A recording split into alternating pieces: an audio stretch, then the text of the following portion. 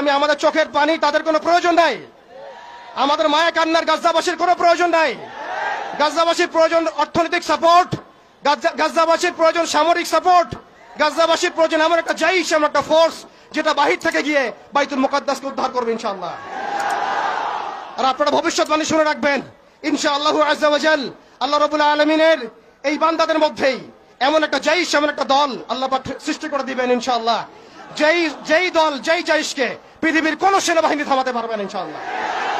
শেষ পর্যন্ত তারা বাইতুল মুকাদ্দাস মুক্ত করেই ছাড়বে ইনশাআল্লাহ। শুধু সময়ের অপেক্ষা।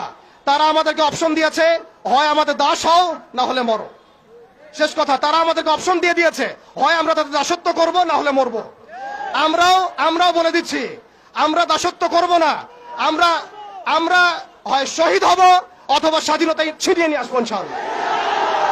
হয় আমরা শহীদ হব না হলে স্বাধীনতা ছিনিয়ে নিয়ে আসবো ইনশাআল্লাহ। আল্লাহ পাক আমাদের বাংলার তাওহীদের জনতাকে কবুল করেন, আমিন। ওয়া আখিরু দাওয়ানা।